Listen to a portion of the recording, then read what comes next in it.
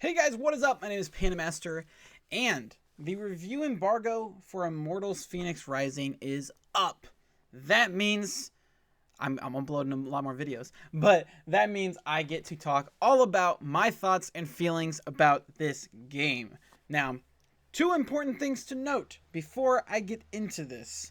First off, I do want to clarify, if you haven't seen my earlier videos, if I hadn't made it abundantly clear enough, Ubisoft did send me a free copy of this game. I did not pay any money for it. However, they did not instruct me on what to say. Like, I'm not, being told to say anything. I'm allowed to, speak my mind. Obviously there were certain times of which I was allowed to say certain things because of embargoes, but my thoughts are my own. I'm not being paid. I'm not being, told to do things a certain way. I mean, I guess I am being paid in the sense that they gave me a free game, but like, not being paid any money, like anything like that. Just want to get that out of the way. Just want to clarify all of that cool stuff. Again, huge thank you to the people at Ubisoft for giving me access to this game.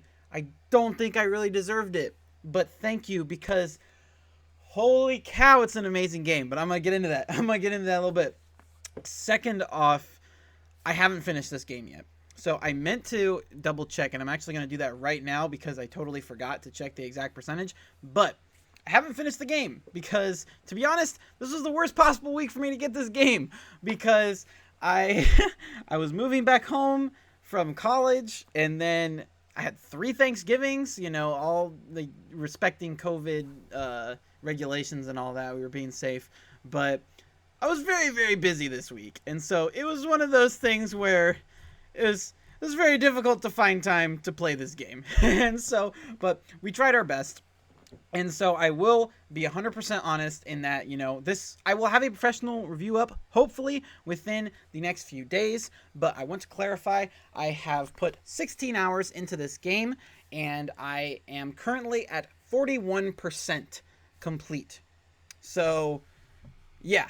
It's a big game. However, I've been doing very little story stuff. I'm just now getting to the point where I'm actually starting to do a fair amount of story missions, because I've just been exploring the world and I've been having a great time with it. Like, I'm in no rush to be done with this game because, like I said, I really love it. And so I'm going to get into all of the amazing stuff. I just wanted to clarify a couple things first. So I will have a more professional, scripted, like, ready to go, thorough, in-depth review coming soon.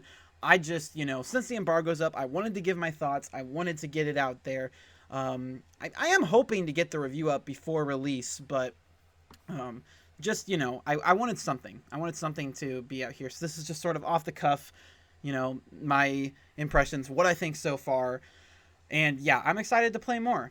I'm really tired because I haven't been sleeping. I haven't been sleeping much, so I'm probably going to take a nap soon after this. But all I want to do is play this game, and so when I wake up, I'll probably just play more. I'm gonna get into it. It's very, I don't know. I have mixed feelings about the circumstances surrounding this, because I am so very thankful that the first game code I ever received as an independent creator was not something I didn't like, so I wouldn't feel obligated to, like, make excuses for the game or something, because they gave it to me for free and I don't want to make them upset. But on the other hand, I also don't want to come off as biased, because this game is I don't love it because I got it for free. I mean, yeah, it's a great perk, and again, thank you to Ubisoft for that, but like, there are 4 things I love in life. I mean, there's a lot more, but there's 4 amazing things I love about video games. I love RPGs. I love Greek mythology. That's not really related to video games, but I love Greek mythology. I love Assassin's Creed, and I love Breath of the Wild. And this freaking game just, it just marries the 4 of them together in a perfect way, and it makes me happy, and I love it to death. And there's so much I want to say about this game, and so I'm going to get into it all, but, yeah, Ubisoft, I don't know how much you knew about me. I doubt you knew very much about me when you sent me this code. But little did you know, you were scratching all the right places on my back with this game. And so, I'm not saying that Ubisoft made this game for me, but there is evidence to support that. Because, but like, I think everybody's, I mean, maybe not everybody, but I think the mass majority of people are going to enjoy this game. This game is knocking it out of the ballpark with what I've played thus far. And so, first off, I want to get into the main concern that people consider this to be a Breath of the Wild clone. You know, that was the main hesitation, you know, oh, they're trying to cash in on that Breath of the Wild money. So, I think the best way to describe this game in terms of its originality is it's a perfect marriage of the Ubisoft RPG formula with the Breath of the Wild subgenre as it is now. And so, because, you know, we're getting all these games that do have similarities to Breath of the Wild, so honestly, I consider it to be its own subgenre at this point. But I think it's a perfect marriage of the two, because there's a lot of stuff this game does that either Breath of the Wild doesn't do, or it doesn't do as well. And so, I don't consider it to be a Breath of the Wild clone. But, you know, there is a lot of heavy inspiration from Breath of the Wild, and there's a lot of things that I wouldn't consider to be a bad thing. You know, there's a lot of great things from Breath of the Wild that they used as inspiration and carried over, and there's a lot of similarities between the two. But it's by no means a copy. Like I said, I think it's a wonderful marriage of the two. I think you've got a lot of amazing stuff from Ubisoft's, you know, RPG formula, all the really cool things, and they take all the really cool things from Breath of the Wild and they bring them together, and you've got none of the bad from either of them. That's the wonderful part, is that, you know, you don't have the weapon degradation of Breath of the Wild, but then you don't have the just massive structure of a Ubisoft RPG.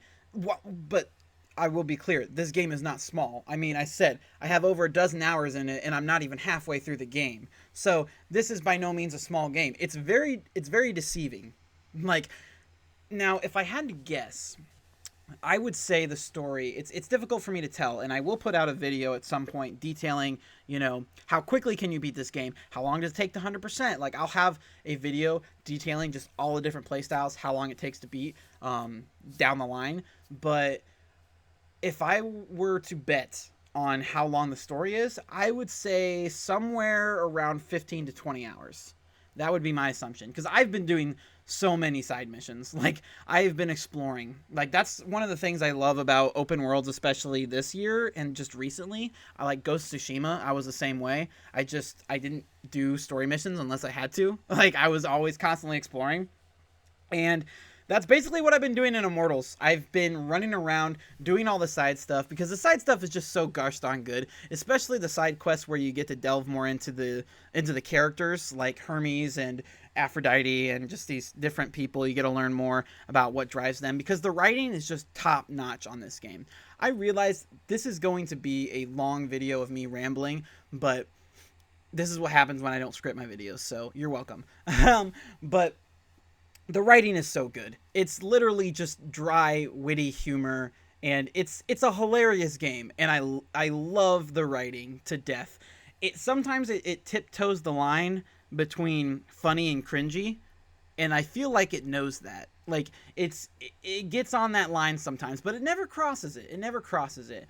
My absolute favorite joke was one I recently encountered, actually just earlier this morning. I'm not going to spoil it, but they make a reference to God of War, 2018's God of War, you know, like the Sony Santa Monica, that one, Norse mythology, all that. They make a reference to it, and it is absolutely hilarious, and it had me cackling. And developers probably know which one I'm talking about, and if you play it, which you should, you'll probably be aware. It's a pretty obvious one if you've played the game, and it's hilarious. There's so many references peppered throughout, whether it be, you know, other recent video games, or just recent times, or they throw shade at Breath of the Wild at one point, which I thought was absolutely hilarious.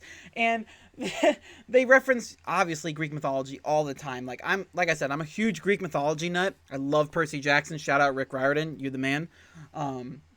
I grew up on that. So, like, I love Greek mythology, so it's awesome, you know, hearing all this stuff and being like, I know that, like, getting all these references to past all these figures, because it's a ton of stuff. Like, even the little tiny things you walk by, because you know the game is narrated by Zeus and Prometheus. I almost said Poseidon. Zeus and Prometheus. And so, you know, as Fenyx is exploring the world, as you are exploring the world, they'll comment on the things around them, which, you know, some of the architecture like references Greek heroes or Greek gods or different things, and Prometheus and Zeus will make little comments about it. And most of the time, like I said, they're funny and like, but like it's a lot of insight and a lot of references. Like the people at Ubisoft Quebec, like they know so much about Greek lore. Like bravo to them for putting in the time and the dedication to really just dig into the mythology. And it's got me even more excited for the DLC. Like I know I haven't even finished the game, but I'm really excited to see the Chinese mythology expansion, because I don't know a whole lot about Chinese mythology. I'm really interested in mythologies in general. Like I really love Egyptian mythology too. But you know, I don't know a ton of different mythologies. Greek and Egyptian are really, and Norse. Those are my, you know, places of expertise. So I'm really excited to see what they've got up their sleeve with the Chinese mythology. And, you know, I'm really excited to see where this franchise goes. I mean, with the name change, I know they had issues with Monster, but like it seemed like it was something that they could, you know, it was for a brand, you know, so they can make Immortals, whatever for Immortals 2 and, you know, go on, so on and so forth. But it's got me excited. I want more of this. Like I'm not even done yet, and I want more of this. I don't want this to end. And so that's what I'm saying. Y'all need to play this game. Y'all need to support this because it needs the support. This is the most original thing, and I know that it's funny saying that it's the most original thing Ubisoft's made in forever. But when people are calling it a Breath of the Wild clone, but it really isn't.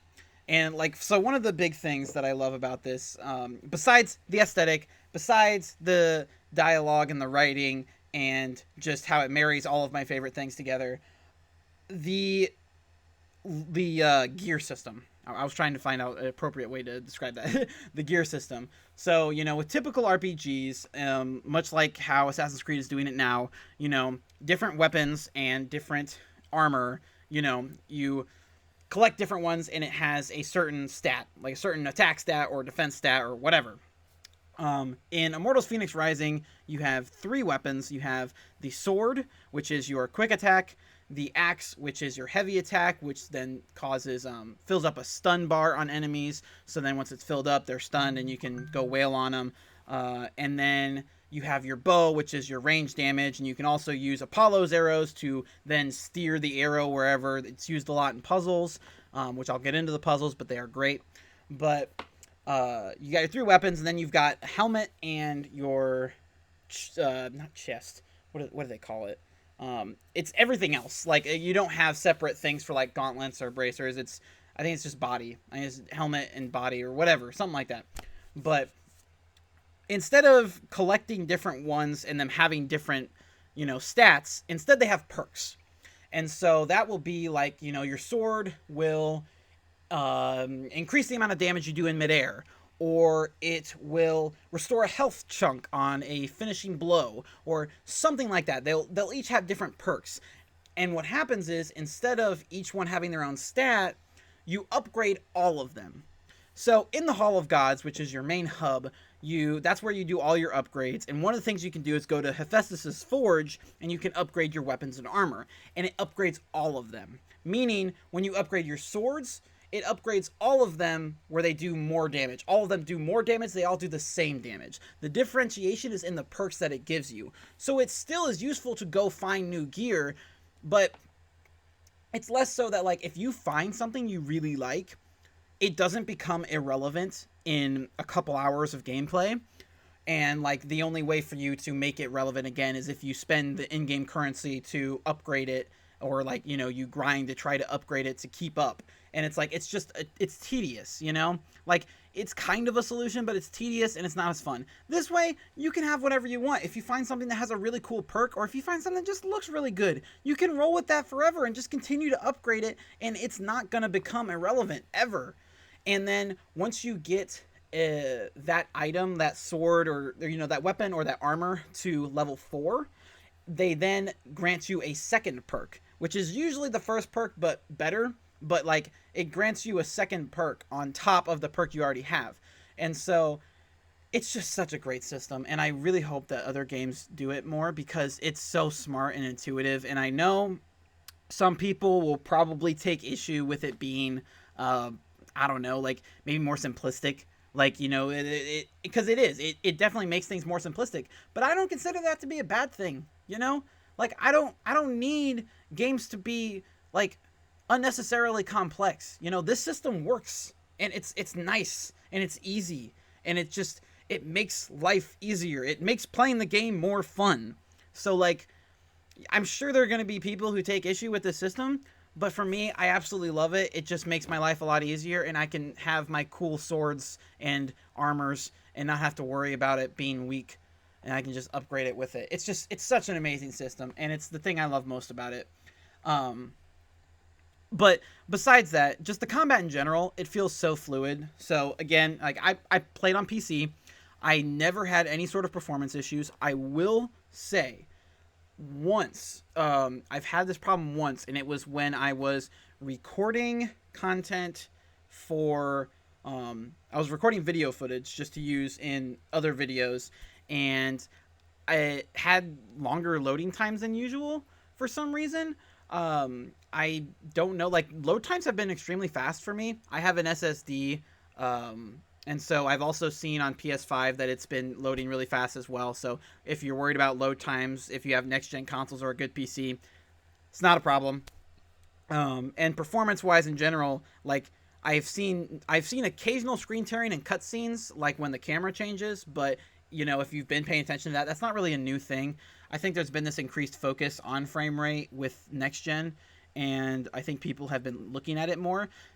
But when you really look back and you look at, you know, in-engine cutscenes, screen tearing, like it's not really uncommon. It's pretty common for in-engine cutscenes, and you know it's not very noticeable. Like you really have to be looking for it, and paying attention, and it's very minimal. So you know that's there, but I experienced no frame drops or screen tearing during actual gameplay, except that one instance, which was literally this morning. Like I said, as I was playing, this was 15 hours into the game. You know, I played for an hour and recorded some gameplay, so I had some footage to use for videos. And you know, it was like I said, it took longer to load, and I noticed frame drops in those first moments after having loaded in. Like even when there were a bunch of enemies thrown at me and I was going really really fast, it was keeping up. It like I'm not super knowledgeable about, like, it's hard for me to tell frames. It felt like 60. It could have been more. I'm running it on a 144 hertz monitor, so it's difficult for me to tell. I can usually tell 30 to 60, but past that, I don't. There's not enough games that I play that go over 60 for me to be able to designate it at this point in time. But it was at least 60, 90% of the time. Like I said, the only times I've ever noticed it go under 60 was that one time. And again, right as I was getting loaded in. And once it kind of like loaded in all the textures and whatnot, you know, it was okay. But that's the only time I've ever had issues. And then later, when I recorded the first 12 minutes for the video that also like just went up now, I didn't have any of those problems. So that's the only time I've had issues, and I assume it just had to do with the fact that I was recording on top of playing, because in the first 15 hours I played, I never had a single frame drop or screen tear or anything, at least that I noticed. And, you know, like I said, there was the occasional screen tear, like very, very minimal screen tear on some in-engine cutscenes, but nothing super noticeable or, you know, jarring that affected my experience in any way. So performance wise, it runs very well. Besides that one instance that I highly doubt was the fault of, you know, their optimization or whatever, it runs really really well. But and that's good because the combat is so smooth. Like it's I've always thought the Assassin's Creed franchise was not necessarily a slow-paced combat, but it's definitely not fast-paced like, say, Doom. I know it's a shooter, and it's different, but, like, you know, I would not classify Assassin's Creed as a fast-paced, like, hack-and-slash, like, Devil May Cry type of game. Immortals Fenyx Rising is. It is definitely... I would compare the gameplay fighting style to more of a hack and slash experience than, an action RPG, which I mean is a great compliment, because I think hack and slash games, when done well, have the best fighting out of any game ever, like out of any game genre. Like, they have, in my personal opinion, and I just say that because I love Devil May Cry. It's just one of my favorite franchises. And so, when I say that, it's the fighting style, it just feels so good, and getting those combos up. And I think what this game does so well is taking what's honestly not a whole lot and making it feel refreshing. Because, again, the island itself, it seems small, but it's not, because there's 7 regions, each focused on a different god or deity or entity or that sort of thing. But each of those 7 regions has its own sort of, like, it has its own different biomes. So it's like, it's not like, this is the ice region, and this is the fire region, and this is the this and that. It's like everyone kind of follows an overall theme, but the regions aren't the exact same throughout. Like, there's houses, and there's plains, and there's different, different microbiomes within each region that really make it fuller. And the map is big. Like, it's not, it's no Skyrim or Assassin's Creed Odyssey or anything, but the map is big. The fact that Ubisoft Quebec was able to whip this up in 2 years astounds me, because, Ubisoft it's very clear they do a lot of copy and paste methods and bringing over assets, and I'm sure they probably did that somewhat for this game, but nothing in this game feels copied over from Odyssey or any other Ubisoft game. Like, this feels wholly original, and I think a lot of that just has to deal with the aesthetic, because this game is beautiful, and it's in a way that's, again, it's deceiving, because you look at the character models, you look at the cartoonishness of it, and it doesn't look like it would be that good looking of a game. It's sort of similar to when I played Breath of the Wild for the first time. I was never looking at early gameplay of Breath of the Wild and thinking, wow, this is a beautiful game. But when I finally jumped into it, it was stunning. And that's how I felt playing Immortals Fenyx Rising, and just the way that they've optimized the lighting and, the textures and, what they have. And it's like, yeah, like the developers at Ubisoft Quebec cannot be praised enough for the work they've done on this game.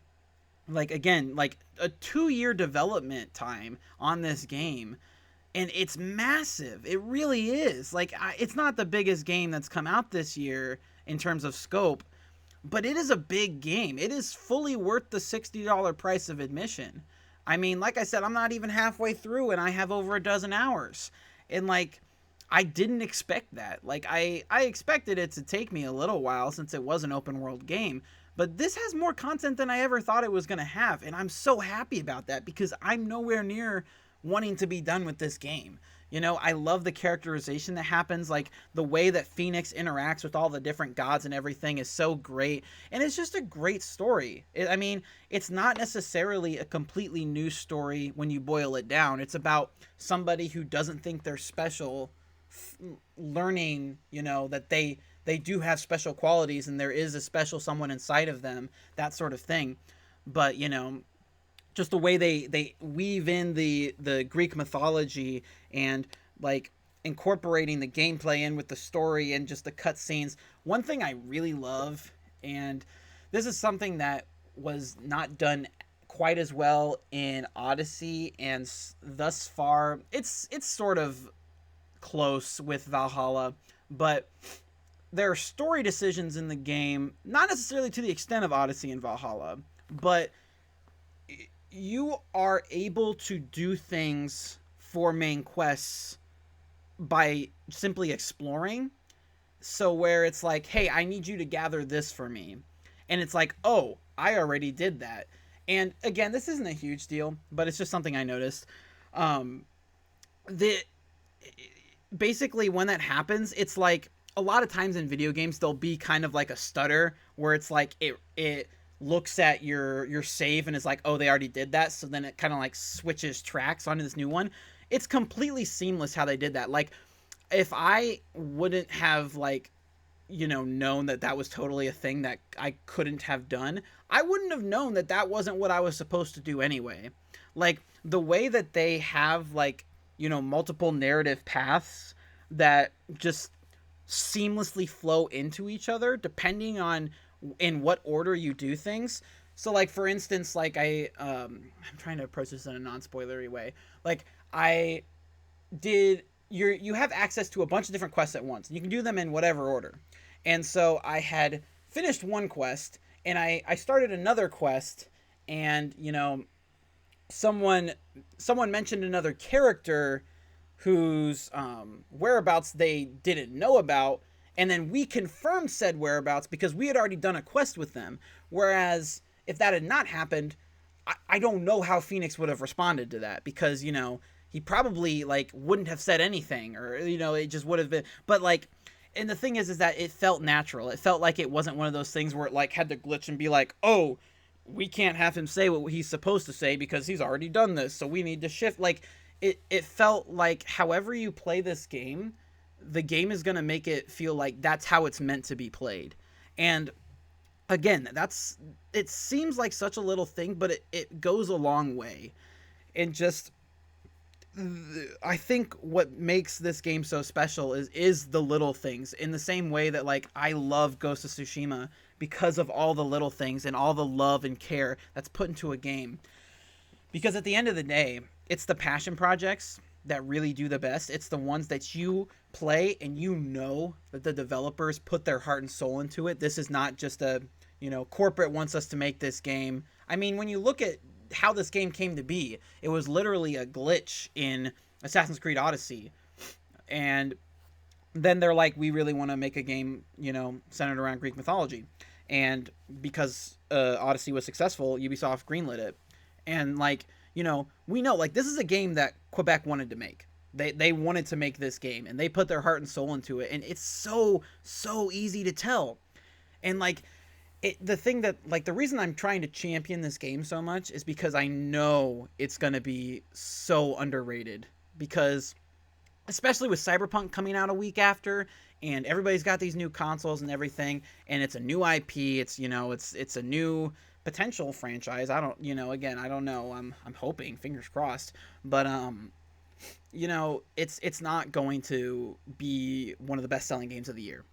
And I really hope this doesn't get swept under the rug. And from everybody else that I've heard talk about this game, I'm not in the minority thinking about this. And I genuinely, like, I don't mean to be sensational when I, like, the title of this video, like, I not meaning to be sensational when I'm saying, like, is this game of the year? Because where I'm at right now, with everything that I've experienced thus far, I could easily see it be that. Like, again, I can't say definitively. I'm not going to give this a score right now. I'm not going to say whether this is the best game I've played all year, because I haven't beaten it, I don't like saying things like that, because who knows? Maybe the rest of the game is going to be terrible. I don't know, because it is something to note. But I think out of everything I've played thus far, I've had 16 hours of just pure fun. I think that alone is worth it. So that's why I wanted to put this out there. I wanted to at least say this right now before the final review, because if there's anybody that's on the fence right now, anybody who's thinking about getting this, again, if you even care about one of these things, like if you like RPGs, or if you like Assassin's Creed, or if you like Breath of the Wild, or if you like Greek mythology, if you like at least one of those things, I'm telling you, you're going to love this game. And you need to pick up this game. And it's like, again, I feel bad because it's like, I don't want people to think that I'm biased in any way, because, I got this review copy and everything. Like, I'm really not. Like, I genuinely believe this, and I think I would have had just as much fun had I paid $60. I mean, I would have gotten this through Ubisoft Plus.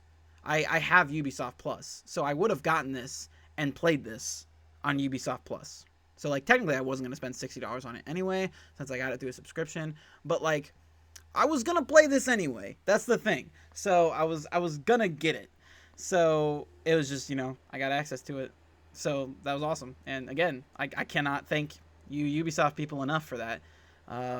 But, yeah, I'm trying to think. I realize I've been going on for half an hour now, and I feel like I should cut it off. But I'm trying to think if there's anything else that's, like, really important. Oh, I do want to mention, since, be like, oh, there's nothing bad about it. Like, I do want to mention, I have 2 issues with the game right now. They are very small, but I have 2 issues.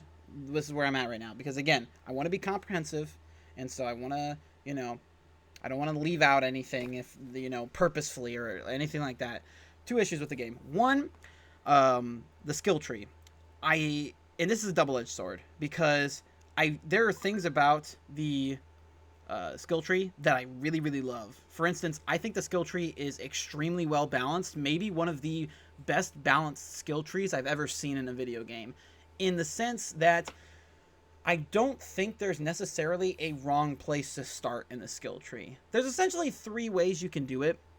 You could prioritize maneuverability, which is what I personally did. So I invested first in the being able to jump while you climb, or dash while you glide, or do a little leap while you swim, just like to be able to maneuver around the world faster, because it makes a world of a difference. I've seen people play without those upgrades, and it pains me. It pains me. So that's my play style. I went for that first, and it makes things so much more like fun to play and just easier to get around. And especially with me, like, I don't fast travel very often. I just love exploring the world and getting around, and so having that extra ease of access to maneuverability, that just works for me. But then you could also prioritize the combat skills, and that just helps you basically pull off combos easier and be able to do more damage without necessarily upgrading your weapons and things like that. And it makes combat a lot more easier, again, without necessarily making you broken or anything like that, but it definitely helps the combat feel more refreshing and feel like you are progressing at a pace that feels right. And so that is also a great way to go. And then there's the godly powers, where, they consume stamina, but then you have different ways of, like, doing a ton of damage, but you can't always use those abilities. And there's a lot of really cool godly powers to check out.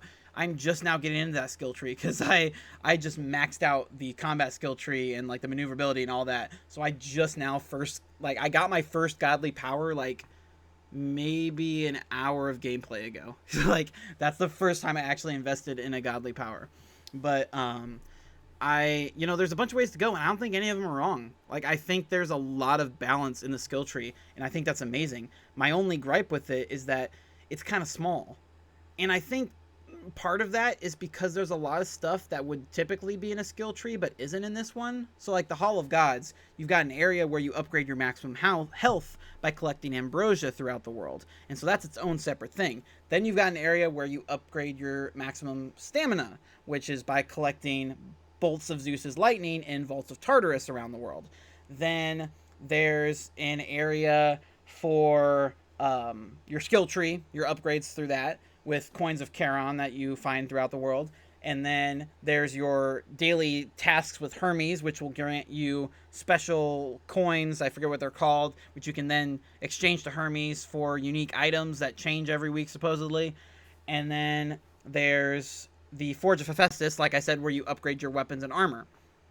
And there's also the Cauldron, where you not only make potions, but then you can upgrade your potions to then be more potent or do more things and that sort of thing. So it's like, there's kind of multiple skill trees, so it's like, maybe that's why it feels like there's not a whole lot there. But, like, say they do make another Immortals, I would love to see a more extensive skill tree, not to the extent of Valhalla, because Valhalla is insane and it's just way too freaking, like, that skill tree is a mess, but, like, a nice middle ground. I would like to see that. But again, I feel like it doesn't have a lot of the other skill tree stuff, because, they've separated it all out into the Hall of Gods, so I can kind of understand why it's smaller, but I could use some more stuff in the skill tree. I would like to see that. But again, it's not a major gripe. And then secondly, the sound in the game is done very well. I want to look up the composer. His name I remembered a second ago, but I have lost it. Gareth Coker. I don't know if I pronounced that right. I am so sorry if I mispronounced it. I'm terrible at pronunciation. But Gareth Coker is the composer for this. He was also the composer for the Ori games, Ori and the Blind Forest and Ori and the Will of the Wisps. So, really talented guy, and I love the music in this game. The sound mixing, though, in general, it's not bad, but there are certain times, and I believe the cause of this is in-engine cutscenes. There are times where during a cutscene, the music doesn't match the tone at all, and I think it just has to do. My assumption is that they program the music, certain music to play in certain environments or in certain situations, and so there might be a very somber moment, a very touching somber moment that you're just hearing like just very calming, relaxing, like strolling through the prairie music that you would hear as you were just wandering the world, instead of something a little more like orchestral and something you would more typically hear in a somber cinematic scene. And there were a few times where it would be like that, and again, I think it has to do with cutscenes being in engine and just how they've programmed the music to like when it should play versus all that and that sort of thing. But the sound mixing got a little iffy for me there, and I was like, it kind of took me out of the moment a little bit. But again, that's a very small gripe. Like overall, I don't have problems with the sound mixing, and I love the sound mixing in general in terms of like how things, like the sound effects, how things sound in that way, the score, that sort of stuff. It's right there with the cutscenes during certain tones and different times where it does take me out a little bit. And so that's literally it. Those are the only issues I found with this game so far. I mean, even when like we talk about like Ubisoft having buggy games all the time, this game doesn't have bugs. At least what I've played so far, I haven't had any real issues with this game. This game runs so, like, again, you can tell this was a passion project for Ubisoft Quebec. They put their heart and souls into this project, and they wanted to make it the best they could possibly make it, and it clearly shows. And so I'm telling you guys, if you have at least any interest at all in this game, it is well worth your money. And I'm really excited to come up with a full comprehensive review, hopefully within the next few days. I've also got a ton more content coming up, and so let me know down in the comments below anything that you really want to see, because I am nowhere near finished making content for this game. And so that has been my impressions thus far of Immortals Fenyx Rising. Like I said, this was really long-winded. I had a lot to say, but I really love this game, and so I think it's worth saying. And for the 1000th time, thank you again to Ubisoft for giving me this opportunity. It really, like, I can't tell you guys how much this means to me, especially because Ubisoft, I mean, Assassin's Creed is one of my all-time favorite franchises, and I mean, Ubisoft is just a developer I followed. Like, they were my childhood, Like, I grew up on Assassin's Creed, and I played Far Cry 3 and Rainbow Six Vegas 2, and, I grew up on Ubisoft games, and I always, a lot of people have kind of lost faith in Ubisoft in certain regards, and I've never really felt that way, They're my comfort food. Even games that I will admit that, like, aren't, top tier quality, I still enjoy, because, like, Ubisoft, they've always rubbed me the right way. What can I say? I love, and that, again, that's 100% factual. Like, you could talk to anybody I know. This has nothing to do with, them working with me and, giving me this opportunity. Like, these are all, it's nuts to me that I was given this opportunity with this developer that I really admire, and with this game that, like I said, I just feel was made for me. It's just so good, and it really might be Game of the Year, and I'm excited to, have a definitive answer for that soon. And I say that having said before that Cyberpunk was going to be Game of the Year no matter what. Like, I've said that multiple times before, that, like, Cyberpunk Game of the Year. This is making me question that, and that is a testament to how good this game is. And so I'm getting out of here. I'm not going to talk anymore. Like if you like this video, subscribe if you want to see more, and I'll see you guys next time for some more Immortals content, because that's all I'm doing with my life now, and I'm here for it. All right, see ya.